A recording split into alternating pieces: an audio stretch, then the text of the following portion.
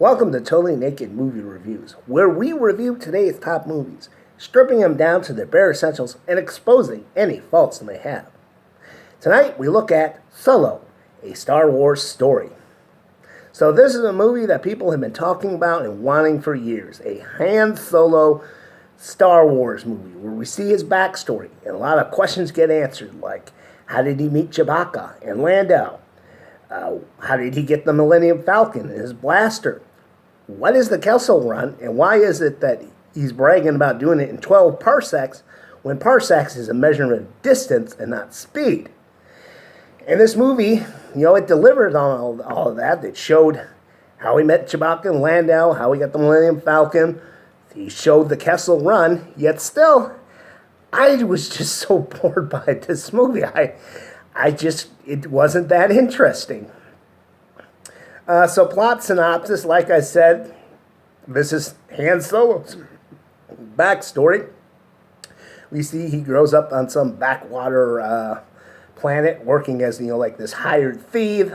Things don't work out for him and his love interest, so they have to leave the planet, but they get separated. And Hans is like, well, I'll come back to you. So he joins the Empire as one of their ground soldiers. Jump forward 3 years. He's fighting in a fruitless war. He meets a couple people there who are thieves. And he says, you know what, I don't want anything to do with this war. I just wanted to make some money so I could go back to that planet and rescue my love interest. So he hooks up with these people.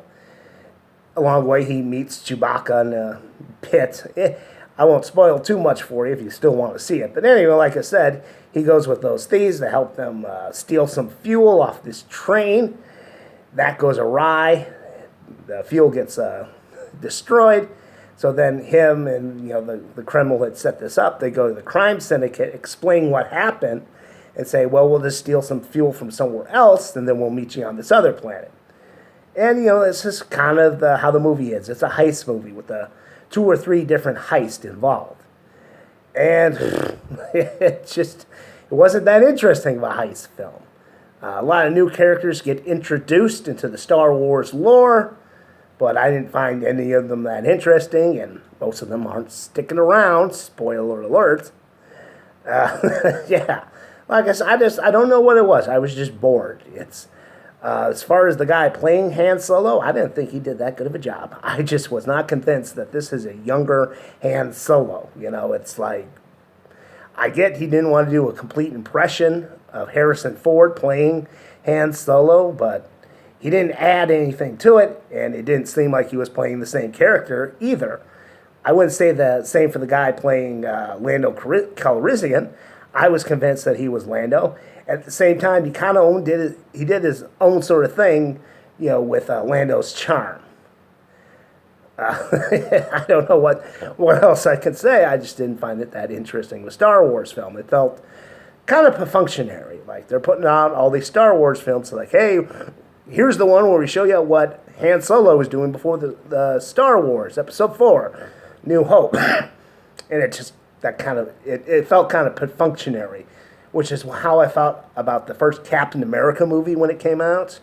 How they just made it to make it, so they'd have Captain America for the Avengers, but they didn't put too much effort into it. And I think you look at all the stories with this one, changing directors and having problems with that actor who had to get an acting coach, you can kind of see that this wasn't going to be that good of a film. It was not terrible. It was just above mediocre, I would say. It wasn't a shit movie. I would say just save your money and get it on Blu-ray when it comes out. If you're a big Star Wars person, you want to see Han Solo's backstory. If you feel compelled to see it, just wait till it's on DVD. So I'll just get into rating. I spent $9 to see this. I'll be nice and say that it was worth $6.50. And that's all I got.